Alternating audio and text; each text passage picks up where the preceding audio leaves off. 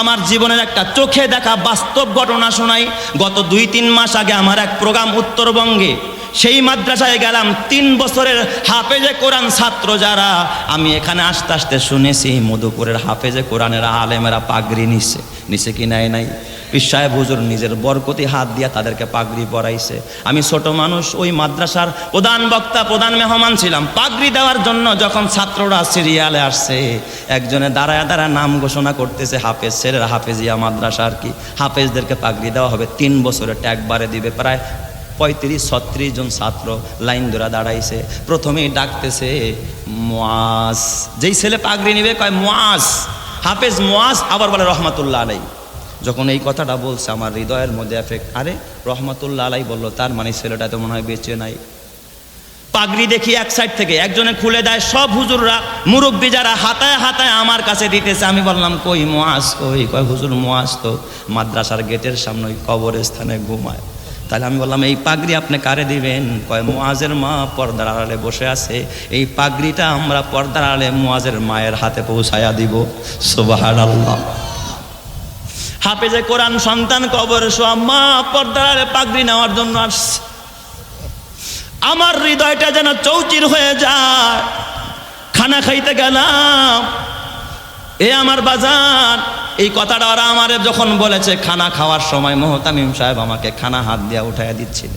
আমি জিজ্ঞাসা করলাম, মোহতামিম সাহেব আপনার মুআজের কি হয়েছিল? মুআজ কেমনি এত তাড়াতাড়ি চলে গেল? কথাটা জিজ্ঞাসা করতে একজন বাবা ও সন্তানের জন্য এইভাবে কাঁদে না, যেইভাবে মাদ্রাসার মোহতামিম সাহেব এই বাচ্চা মুআজের জন্য কেঁদেছে। হাউমাউ করে কান্না দিছে বাচ্চাদের মতো। পাশে হাফেজ সাহেব বসা, বড় হাফেজ সাহেব, সেও কাঁদে। আমি বললাম ব্যাপারটা কি? আপনাদের মাদ্রাসার ছাত্র মুআজ ইন্তেকাল করেছেন, আপনারা কাঁদেন কেন? কয় ওস্তাদ আপনি জানেন না, এটা ছাত্র না, আমাদের মাদ্রাসার হীরার টুকরা ছিল। আমাদের মাদ্রাসার জন্য বড় নিয়ামত ছিল, আমরা এই নিয়ামত শূন্য হয়ে গেছি। আমি বললাম এমন কি গুণ যেই গুণের কারণে আপনি কাঁদেন? কয় হুজুর এই মুআজ নাবালেগ অবস্থায় হাফেজে কোরআন হয়েছে, মাত্র 18 মাস, 1.5 বছরে মুআজ আমার মাদ্রাসায় হাফেজে কোরআন হয়েছে। এই হুজুর মুআজরে পড়াইছে। মুআজের এত আমল, জীবনে কোনোদিন পাগড়ি ছাড়া নামাজ পড়ে নাই। মুআজ তাকবীরে উলা ছাড়ে না। আমি বললাম হঠাৎ করে মুআজ চলে গেল, পাগড়িটাও নিতে পারলো না। কয় হুজুর 2 মাস আগে ইন্তেকাল করেছে। আমি বললাম মুআজের এমন কি রোগ হইল হঠাৎ চলে গেল? কয় হুজুর ডেঙ্গু জ্বর হয়েছিল। এই মুআজ এত আমল করে, হুজুর মুআজের আমলটা শুনবেন না? এই কথা বইলা দেখি মোহতামিম সাহেব এই তার কোমর থেকে চাবি বের করে ডেস্ক খুলতেছে, ডেস্ক থেকে দেখি একটা কাগজের টুকরাই না আমার হাতে দিয়েছে। আমি বললাম এটা কিসের কাগজ? মোহতামিম সাহেব ডাক দিয়া কয় হুজুর এটা মুআজের মায়ের দেওয়া একটা চিঠি। মুআজের মা এই পত্রটা আমার কাছে পাঠাইছে মোহতামিম বরাবর। আমি চিঠিটা পড়তেছিলাম আর অজরে আমার ভাতের লোকমা মুখে যাইতেছিল না। মুআজের মা লেখছে, ওস্তাদ আমার স্বামী, আমার একটা ছেলে, এটা মুআজ হলো বড় ছেলে, ছোট একটা মেয়ে, 2 সন্তান রাইখা আমার স্বামী কয়েক বছর আগে ইন্তেকাল করে। আমি মা অসহায়, এই মুআজ আর আমার ছোট্ট মেয়েটাকে নিয়ে আমি কোনো রকম নুন আনতে পান্তা ফোড়াই চড়াই উতরাই পাড়ি দিয়ে আমি কোনো রকম এই ঘর করতেছিলাম। ওস্তাদ আমার মুআজ এত বড় আমলি, জীবনে আমার ঘরের ভিতরে প্রথম একটা টেলিভিশন ছিল। আমার মুআজ তখন হেফজখানায় উঠছে, বাসায় যখন আসতো বলতো, মা ঘরে টেলিভিশন থাকলে আর কোনোদিন তোমার বাসায় আসবো না। হুজুর আমার মুআজের কারণে আমি ঘর থেকে টেলিভিশন সরাই দিছি। আমার মুআজ যখন পরীক্ষার ছুটিতে বাসায় আসতো, আমরা মাঝে মধ্যে মোবাইল দেখলো, আমার মুআজ জীবনে মোবাইল চাইতো না। বলতো মা আজান হয়ে গেলে একা একাই মসজিদে যাইতো। আমারে বলতো মা ফজরের নামাজের জন্য আমারে মসজিদে আগায়া দিয়ে আসো, কুকুর আছে রাস্তা। হুজুর মোহতামিম সাহেব বলে, হুজুর এই মুআজ এত মেধাবী, হেফজখানায় সে মুমতাজ হয়েছে। আমাদের বেফাক বোর্ডে এই মুআজ যখন তাইসির জামাত পড়লো, 2য় বছর তাইসিরেও সে স্টান করেছে। মুআজ এত মেধাবী ছাত্র, পুরা মাদ্রাসায় ও 1 নম্বর ছাত্র। এই মুআজের জন্য এমন কেউ নাই এই মাদ্রাসার কাঁদে না। কয় ওস্তাদ এই মুআজের মা চিঠিতে লিখছে, হুজুর আমার ছোট্ট মুআজ যখন এই যে 2 মাস আগে যখন ডেঙ্গু জ্বর হয়, ওস্তাদরা চাইছে মুআজরে বাসায় পাঠায়া দিবে, যে মুআজ বাসায় চলে যাও, চিকিৎসা নাও, মায়ের আদর নাও। মুআজ একটা কথাই কয়, হুজুর বাসায় গেলে জামাতের সাথে নামাজ পড়া হবে না, আমি জামাত পাবো না। এই জন্য আমি বাসায় থাকবো না, আমি বাসায় যাবো না, মাদ্রাসায় থাকবো। হুজুর ঠিক মৃত্যুর আগের দিনও জোহরের নামাজটা জামাতের সাথে পড়েছে, রাতের থেকেই তার অবনতি। সকালবেলা আমরা হসপিটালে নিয়ে গেলাম, সেই হসপিটালে এই মুয়াজকে আইসিইউ লাগানো অবস্থায় ইন্তেকাল করেছে। হুজুর মুয়াজের লাশটা আমাদের ঘেটেই আমাদের পারিবারিক কবরস্থানে দাফন করা, বাসায় নিতে দেই নাই। আমি বললাম তাইলে মুয়াজের মা পাগড়ি দিয়া কি করবে? কয় হুজুর বড় হাফেজ সাহেবের সাথে কথা বলছে মুয়াজের মা ডাক দিয়া বলছে আমার মুয়াজ তো নাই, কবরে চলে গেছে, পাগড়িটা আমি মাকে দিবেন। চাইছিলাম আমার মুয়াজ আমার জানাজা পড়বে, আমারে কবরে নামাবে, এটা যখন হলো না, আমার মুয়াজের এই পাগড়ি দিয়া আমি মাকে কাফন পড়াবেন।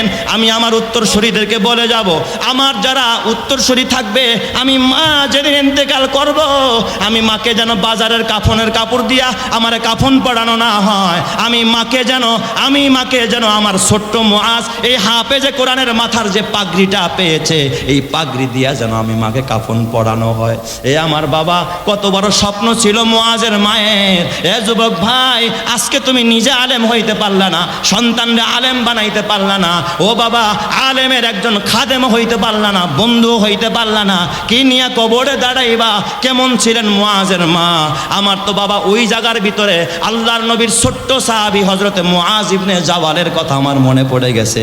যেই মুআজের হাতটা ধরে নবী বলেছে, ওয়াল্লাহি ইন্নী লা উহিব্বুকা ইয়া মুআজ, হে মুআজ আমি তোমারে বড় ভালোবাসি। আল্লাহর নবী নিজে মুআজরে বলছেন, মুআজ আমি তোমারে ভালোবাসি। যেই মুআজ সম্পর্কে আল্লাহর নবী নিজে বলেছে, আল্লাহর নবী বলে আলামু উম্মতি বিল হারামি ওয়াল হালাল মুআজ ইবনে জাবাল। কয় আমার সাহাবাদের ভিতরে হালাল হারাম তমিজ করার মধ্যে এক নম্বরে ছিল হযরতে মুআজ। সুবহানাল্লাহ, জোরে কান সবাই। আমি বললাম, ওস্তাদ নামের সাথে দেখছেন নি কাজের কত মিল। এই মুআজটাও সেও কোনোদিন গুনাহ করে নাই, হারাম থেকে বেঁচেছিল মুআজ। আল্লাহ যেন এই মুআজের মতো সন্তান ঘরে ঘরে পয়দা করে দেয়, জোরে কান আমিন। মায়ের স্বপ্ন ছেলের পাগড়িতে সে কাফন মোড়াবে। এই ছেলে হাফেজে কোরআন পাগড়ি পাইছে, এই পাগড়ি দিয়া যেন আমি মারে কাফন পড়ানো হয়। ও বাবা, তুমি কি নিয়ে কবরে রওনা করলা? হাফেজের বাবাও হইতে পারলা না, হাফেজের খাদেমও হইতে পারলা না, সেবকও হইতে পারলা না। যদি পারো গো বাবা, একটু হাফেজের খেদমত কইরা তোমার একটু আহার যেন হাফেজের পেটে ঢুকে, কিয়ামতের ময়দানে ও যখন দাঁড়াবে সুপারিশ আরম্ভ করবে, তোমার জন্য যেন সুপারিশ করতে পারে। ওরা তখন ডাক দিয়া বলল, ক্বালু দুউ লানা রাব্বাকা ইউবাইয়িন লানা মা লাউনুহা। ও মুসা, বুঝলাম গাভীর বয়স বুঝলাম, কিন্তু কালারটা তো বুঝলাম না। আমাদের গাভীর মধ্যে সাদাও আছে, কালাও আছে, বিভিন্ন কালারের গাভী আছে। আমরা কোন কালারের গাভীটা জবাই দিমু? বলেন তো, বেশি সোয়াল করা ভালো না খারাপ? অতি সোয়াল করা কি না ভালো না? ইসলামের শুরু যুগে নবীজির কাছে সাহাবায়ে কেরাম অতিরিক্ত সোয়াল আরম্ভ করলো। আল্লাহ তাআলা ডাইরেক্ট আয়াত নাজিল করলো, ইয়া আইয়ুহাল্লাযীনা আমানু লা তাসআলু আন আশিয়া ইন তুবদা লাকুম তাসুকুম। হে ঈমানদারেরা, এত বেশি প্রশ্ন আমার নবীকে তোমরা করবা না। যদি বিষয়টা তোমাদের জন্য প্রকাশ করা হয়, তোমরা চেহারা কালো করে ফেলবা, তোমাদের কষ্ট হবে। এত অনর্থক সোয়াল কোনোদিন করা যাবে না। কিন্তু বনি ইসরাইল বলে কথা, তারা সোয়ালের পর সোয়াল করা আরম্ভ করলো। বললো, ও মুসা, তোমার আল্লাহকে বলো গাভীর কালারটা কেমন হবে? মুসা পয়গম্বর বললেন, ক্বালা ইন্নাহু ইয়াকুলু ইন্নাহা বাকারাতুন সাফরা ফাকিউল লাউনুহা তাসুরুন নাজিরিন। ও মুসা শোনো। মুসা বললেন, ও তোমরা বনি ইসরাইলরা শোনো, গাভীটা হবে একেবারে গাঢ় রঙের, হলুদ কালারের। ফাকিউল লাউনুহা, এমন গাঢ় কালার, তাসুরুন নাজিরিন, দর্শক দেখলেই যেন আনন্দিত হয়ে যায় যে এমন গাভী জীবনেও দেখি নাই, এত সুন্দর একটা গাভী। জোরে কোন সুবহানাল্লাহ। আরে মিয়া, আল্লাহ যেই গাভীর বিবরণ দেয়, এই গাভী সুন্দর না অসুন্দর? আল্লাহর দেওয়া বিবরণ দিতেছেন কে? কালারের চয়েস, কালারটা চয়েসপূর্ণ একটা কালারের বিবরণ যিনি দিয়েছেন তিনি কে? আল্লাহ। দুনিয়াতে লাল গাভী অ্যাভেলেবেল পাওয়া যায়, সাদাটা পাওয়া যায়, কালোটা পাওয়া যায়। আমি এখনো পর্যন্ত গাঢ় হলুদ কালারের কোনো গাভী দেখি নাই। একটা আনকমন একটা কালার। সুবহানাল্লাহ বলবেন না সবাই? কারণ এই চয়েসটা কার? আল্লাহ। তাসুরুন নাজিরিন, দর্শক যেন একেবারে আনন্দিত হয় দেখা, ইস মনে হয় যেন আল্লাহ নিজের হাতে বানাইছে। এটা কয় না, এত সুন্দর, মনে হয় আল্লাহ নিজের হাতে বানাইছে। ওরা এরপরও ক্ষান্ত হয় না, ওরা ডাক দিয়া কয় ক্বালু দুউ লানা রাব্বাকা ইউবাইয়িন লানা মা হি। ও মুসা, বুঝলাম তোমার আল্লাহ বয়স বলেছে, কালার বলেছে, কিন্তু গাভীটার কোয়ালিটি কেমন হবে, ধরনটা কেমন হবে। ওয়া ইন্নাল বাকারা তাশাবাহা আলাইনা, গাভীর দিকে তাকাইলেই খালি মশাবা লাগা যায়, সন্দেহ লাগা যায় কোনটারে জবাই করবো। ওয়া ইন্না ইনশাআল্লাহু লামুহতাদুন, আর আল্লাহ যদি চায় আমরা গন্তব্যে পৌঁছতে পারবো। জোরে কোন সুবহানাল্লাহ। মুফাসসিরিনে কেরাম লেখে নবীজি বলেছে এই যে কথাটা ইনশাআল্লাহ যদি না বলতো কশ্চিন কালে ওরা এই গাভীর সন্ধান পেত না। মুসা পয়গম্বর ডাক দিয়া বললেন ক্বালা ইন্নাহু ইয়াকুলু ইন্নাহা বাকারাতুন লা জালুলুন তুসিরুল আরদা ওয়ালা তাসকিল হারসা মুসাল্লামাতুন লা শিয়াতা ফিহা। মুসা পয়গম্বর কা গাভীটা হবে এমন একটা গাভী যেই গাভী দিয়া মালিক কোনোদিন হাল চাষ করে নাই, ওয়ালা তাসকিল হারসা, কোনোদিন মালিক পানিতে সেচ দেয় নাই, বাগানের পানি উঠায় নাই। দেখবেন আমাদের সমাজেও অতীতকালের কিছু মুরব্বীরা গাভী দিয়া হাল চাষ করতে করতে পাছায় খোঁচাইতে খোঁচাইতে সর পড়ায় ফেলছে। কথা কয় না কা? কাদের মধ্যে দাগ লাগিয়ে গেছে, মনে হয় দাউদ হইছে দাউদ। আবার দেখবেন কিছু বাবারা আছে ধান মারাইতো গাভী দিয়া, ঘুরাইতে ঘুরাইতে ওর 12টা বাজায় ফেলছে। ঠিক না ব্যাটিক জোরে কান? আবার কিছু গাভী আছে দেখবেন এ বাবা কোরবানির আগে মালিক তৈরি করে ওরে ফ্যানের বাতাস খাওয়ায়। কি বাতাস খাওয়ায়? ফ্যানের বাতাস খাওয়ায়। ওরে শ্যাম্পু দিয়া গোসল করায়। আবার কোরবানি হাটের উঠানের আগে ওর নাম দেয় রাজা বাবু। কথা কয় না কা? এই গত কোরবানির সময় দেখছি এমন কোরবানির এক গরুর নাম দিছে হিরো আলম। দেখেন না আপনারা? হ্যাঁ, সাকিব খান নাম দিছে গরুর নাম, গাভীর নাম আর কি। তার মানে এই গাভী দিয়া কি হাল বাইছে নাকি? পরে ফ্যানের বাতাস, এক বেড়ায় তো এসির বাতাস খাওয়াইছে গাভীরে। তার মানে এই গাভীরে কোরবানি আইলে কি করে দিমু, জবাই করবে, এই জন্য হাট্টা গাট্টা করছে, মোটা বানাইছে। ও মুসা বলো গাভীটা কেমন হবে? আল্লাহ বলেছে গাভীটা দিয়া কখনো হাল বায় নাই, কখনো পানি সেচ দেয় নাই, ধান মাড়াই করে নাই। মুসাল্লামাতুন, গাভীটা একেবারে সুস্থ সবল। লা শিয়াতা ফিহা, গাভীর কালারের মধ্যে কোনো ভেজাল নাই, কোনো দাগ নাই, কোনো স্পট নাই। ক্বালুল আনা জিতা বিল হক, ওরা কয় মুসা এবার তুমি সঠিক বলেছো। সুবহানাল্লাহ কোন সবাই। অথচ যে কোনো একটা গাভী জবাই দিলেই কি হয়ে যেত, ঘটনাটা বের হয়ে যেত। ক্বালুল আনা জিতা বিল হক, এখন সঠিকটা তুমি বলছো। এ আমার বাবা, কোথায় পাবে এই গাভী? বলেন তো, এই গাভী জমিনের মধ্যে আছে না নাই? হ্যাঁ হ্যাঁ আছে। যদি না থাকতো তাহলে আল্লাহর বর্ণনা দেওয়াটা একেবারে বৃথা হয়ে যেত। আল্লাহ কোনোদিন বৃথা বর্ণনা দিতে পারে না। আছে, তবে কয়টা? একটা। গোটা পৃথিবীতে একটা গাভী আছে। তাফসীরের কিতাবে এটাই লেখছে, একটা গাভী আছে। কোথায় পাওয়া যায় এই গাভীটা? হাফিজ ইবনে হাজার আসকালানি তাফসীর ইবনে কাসিরের ভিতরে যেটা সহিহ riwayat, উনি বলেছে গাভীটা পেয়েছে এক নেককার সন্তানের কাছে। জোরে কান্না আল্লাহু আকবার। সব সন্তানকে আল্লাহ বরকত দেয় না, নেককার সন্তানকে যিনি বরকত দেয় তিনি কে? আরো জোরে বলেন না, তিনি কে? আল্লাহ। এ আমার বাবা, এমন নেককার সন্তান পয়দা হয় আমাদের দেশের স্কুল কলেজ ভার্সিটিতে গেলে? না না না, এমন নেককার সন্তান স্কুল কলেজ আর ভার্সিটিতে পয়দা হয় না। এমন নেককার সন্তান পয়দা হয় এই জামিয়া ইসলামিয়া হালিমিয়া মধুপুরের মতো মাদ্রাসায় গেলে। কথা ঠিক কিনা? আলেমেরই মাতা পিতা বড় ভাগ্যবান, রোজ হাসরে মাথায় হবে তাজ পরিধান। হাসরেরই কঠিন মাঠে হবে হাহাকার, সেই মুহূর্তে দেখবে সবাই কিনা চমৎকার। প্রশ্ন হবে মুকুট মাথায় কে বা কাহারা, জবাব হবে আলেমেরই মা বাবা তাহারা। সেই মুকুটের জ্যোতি হবে সূর্য থেকেও অধিক, যদিও তাহা এই দুনিয়ার ঘরে করে ঠিক। ওই সমস্ত মাতা পিতা বড় ভাগ্যবান, এই জগতে নেই কেহ হয় তাদেরই সমান। এই জগতে সবার ঊর্ধ্বে এলেমের ঈমান, ওই এলেমকে যাকে খুশি আল্লাহ করেন দান। সন্তান। এই এলেমের গুণে আদম সম্মানিত হয়, ফেরেশতারা সেজদা করে কোরআনে তা কয়।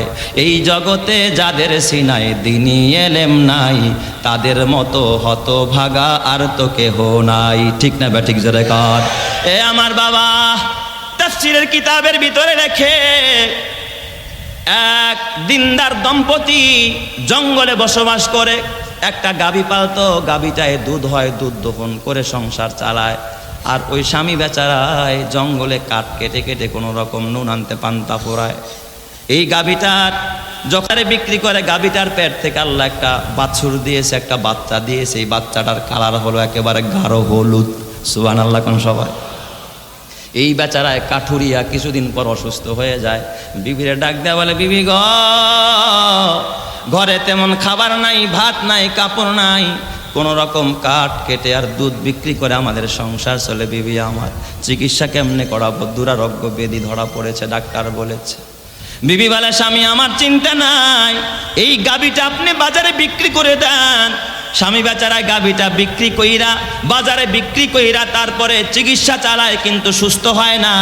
গাভী বিক্রি করছে কিন্তু ওই হলুদ কালারের বাছুরটা বিক্রি করে নাই। স্বামী বলে, বিবি গো, এই বাছুরটা রাখলাম আমার সন্তানের জন্য, আল্লাহ যেন এই বাছুরটা দিয়ে আমার সন্তানকে বরকত দেয়। জোরে কোন সুবহানাল্লাহ। মা বাবার দোয়া। কিছুদিন পরে স্বামী বেচারায় মারা যায়, কিন্তু সন্তান বড় হয়, সংসার চালাইতে জঙ্গলে কাঠ কাটে। এবার স্বামী বেচারা এন্তেকালের আগে বিবিরে ডাক দেখা, বিবি এই বাছুরটা তো তুমি পর্দা করো, বাহিরে যাইতে পারবা না, ছেলেও তো ছোট মানুষ, বাহিরে যেতে পারবে না, একটা কাজ কর, আমি বাছুরটাকে আল্লাহর কাছে আমানত রেখে যাই। স্বামী বেচারা এন্তেকালের আগে বাছুরটাকে জঙ্গলে নিয়ে ডাক দিছে, ও ইব্রাহিমের রব, ও হজরতে ইসহাকের রব, ও হজরতে ইয়াকুবের রব, আমার সন্তানটা বড় অসহায়, আমার বিবি পর্দা নিশিন, ঘর থেকে বের হয় না, এই বাছুরটা লালন পালন করার মতো ক্ষমতা তাদের নাই, তোমার কাছে আমানত রাখলাম, তুমি আবার সময় মতো আমার এই আমানতটা, আমার ওই কলিজা সেরা ধন, আমার সন্তানটাকে তুমি ফেরত দিয়া দিও। সুবহানাল্লাহ। দুনিয়ার সবাই আমানতকে এ বাবা ভক্ষণ করতে পারে, কিন্তু একজনে রক্ষা করেন যিনি, তিনি কে? আল্লাহ কি কারো আমানত নষ্ট করে? নষ্ট করে না। স্বামী বেচারায় মারা যায়, বাছুরটা ছেড়ে দিয়ে আসছে। কিছুদিন পর এই সন্তান যা কামাই করে তা আবার 3 ভাগে ভাগ করে। 1 ভাগ তিনি সংসারে খরচ করে, আরেক ভাগ আল্লাহর রাস্তায় দান করে, আরেক ভাগ মায়ের হাতে দেয়। সুবহানাল্লাহ কোন সবাই। কাট কাইটা যা পায় কয় ভাগ করে? 3 ভাগ।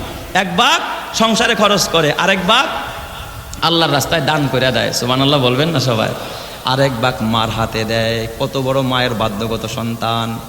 মা একদিন ডাক দিয়া কয়, বাবা রে, তুমি তো বড় কষ্ট করো বাবা, কত চড়াই উতরাই পাড়ি দিয়ে সংসার চালাও।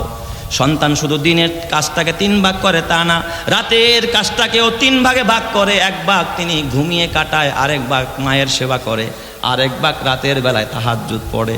সুবহানাল্লাহ। আরেক ভাগ কি করে? তাহাজ্জুদ পড়ে। এই সন্তানের প্রতি আল্লাহ রাজি তো মা বাবাও রাজি, মা বাবা রাজি তো আল্লাহ রাজি। সুবহানাল্লাহ।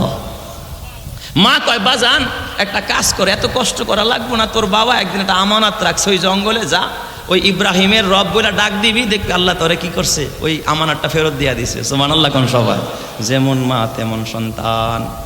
জঙ্গলের ভিতরে গিয়া ডাক দিছে, ও ইব্রাহিমের রব, ও হযরত ইসহাকের রব, ইয়াকুবের রব, আমার বাবা একটা আমানত রেখে গেছে, আমি বড় অসহায়, আমি বড় কষ্ট করি, দিন সংসার চালাইতে কষ্ট হয়, যদি পারো রব্বুল আলামিন আমার ওই আমানতটা বাবার রাখা ফেরত দিয়ে দাও।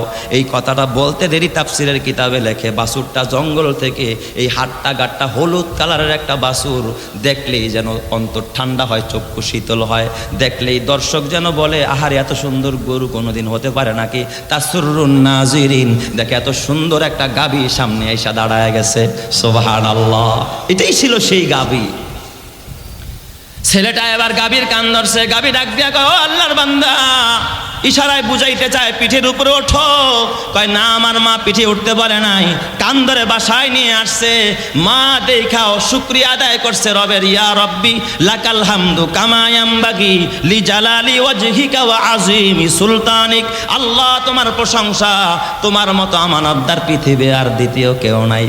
রবের প্রশংসা করে কয় বাবাই বাছুরটা নিয়ে বাজারে যাও। ছেলে বাজারে যাইতেছে, জিজ্ঞাসা করে মা বাছুরের দাম কত চাবো? বলো মা বাছুরের দাম কত চাবো? মা ডাক দিয়া বলে বাজান এই বাছুরের দাম তুমি চাইবা 10 দিরহাম, তবে যিনি কাস্টমার তারে বলবা মায়ের অনুমতি ছাড়া গাবিটা দিব না। ঠিক বাজারে নিয়ে যাচ্ছে, পথির মধ্যে দেখে সাদা পোশাক, সাদা দাড়ি, পাগড়ি পরা এক বুজুর্গ দাঁড়িয়ে বলে বাজান তোমার গাবির দাম কত? কয় মায় বলছে 10 দিরহাম চাইতে বলছে, তবে মায়ের অনুমতি ছাড়া গাবি দেওয়া যাবে না। সুবহানাল্লাহ কোন সবাই? কয় না বাজান আমি খুব ব্যস্ত, একটা কাজ করো গাবিটা দিয়ে দাও, আমি 20 দিরহাম দিয়ে দিই। সুবহানাল্লাহর সাথে দুশ্মনী আছে আপনাদের? জোরে কোন সুবহানাল্লাহ। কয় দিরহাম দিয়ে দেই? 20 দিরহাম। কয় না মায়ের অনুমতি ছাড়া দেওয়া যাবে না। কয় তাইলে যাও বাসায় যাও, অনুমতি নিয়ে আস। ছেলেটা বাসায় এসে মায়ের ডাক দেয়া কয় মা 10 দিরহাম চাইলাম, 20 দিরহাম কাস্টমারে মুলায়। মায় কয় বাবা বরকত আসছে। সুবহানাল্লাহ বলেন সবাই। পরের দিন কয় বাবা আজকেও গাবি নিয়ে যাও, তবে আজকে গাবির দাম 10 দিরহাম চাইবা না, আজকে গাবির দাম চাইবা 40 দিরহাম। সুবহানাল্লাহ বলেন। সন্তান আবারও গাবি নিয়ে বাজারে যায়, পথির মধ্যে ওই বুজুর্গ পাগড়ি পরা, সাদা দাড়ি, লম্বা জামা। কয় তোর গাবির দাম কত? কয় 40। কয় আমার মায়ের অনুমতি ছাড়া দিব না। কয় বাবারে আমার হাতে সময় নাই, আমি বড় ব্যস্ত মানুষ, 80 দিরহাম দিম, আমারে দিয়া দে। সুবহানাল্লাহ কোন সবাই? এই যুগের ছেলেরা হইলে দিত না, নিয়ে আসতো। দিয়া কইতো মা যা চাইছো তার ডাবল পাইছি। সুবহানাল্লাহ কোন সবাই? সন্তান আবার গাবি নিয়ে বাসায়, মারে ডাক দিয়া কয় মা আজকে 40 চাইলাম, ওই বুজুর্গ লোকটা 80 বলতেছে। মা চোখের পানি ঝরা ডাক দিয়া কয় বাবা রে, ও আমার কলিজার টুকরা সন্তান, আমি তোর প্রতি খুশি, আমার আল্লাহ খুশি, বুঝেছি আল্লাহ তোরে বরকত দিবে এই গাবি দিয়া। জোরে কোন সুবহানাল্লাহ।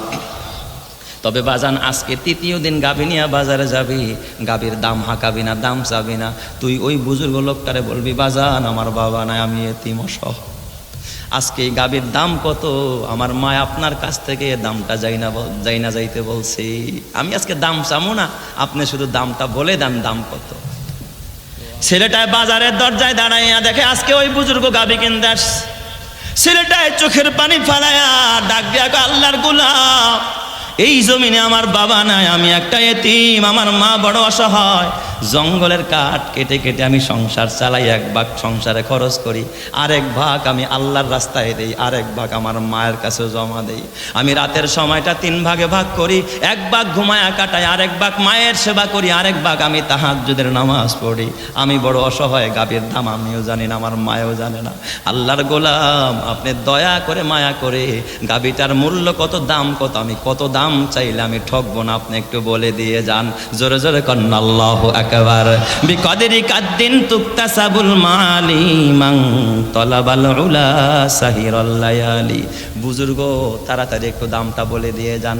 বুজুর্গ লোকটা তখন হঠাৎ করে অদৃশ্য হয়ে গেলেন, চোখের আড়াল হয়ে গেলেন। ডাক দিয়া বলে এ গোলাম, আমি দুনিয়ার কোনো কাস্টমার নয়, আমি দুনিয়ার কোনো মানুষ নয়, আমি আসমানের কাস্টমার, আমার নাম হযরতে জিবরাইল। জোরে কান্না আল্লাহু আকবার।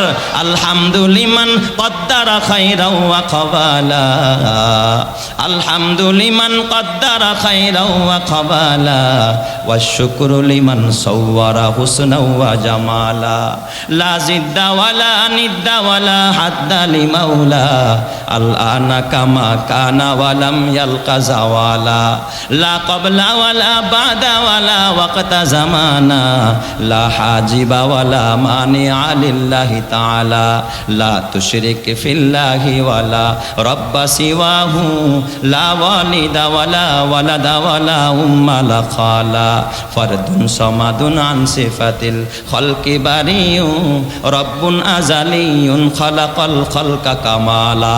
জোরে জোরে কন্না আল্লাহু আকবার।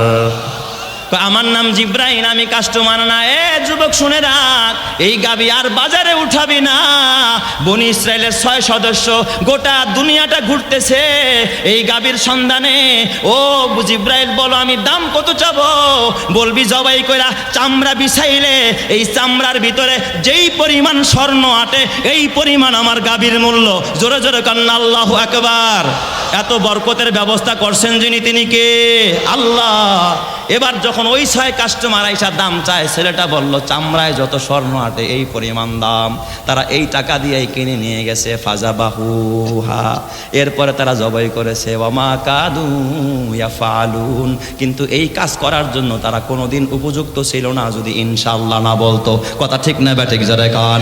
এই আমিল নামক ব্যক্তির গায়ে এক টুকরা গোস্ত, কেউ বলে জিব্বা, কেউ বলে ল্যাঞ্জা কাইটা, যখন তার গায়ে লাগাইছে সঙ্গে সঙ্গে আমিল লাভ দিয়া দাঁড়ায় বলে এই যে তদন্ত কমিটির প্রধান যিনি, নিয়ে আমারে মারছে।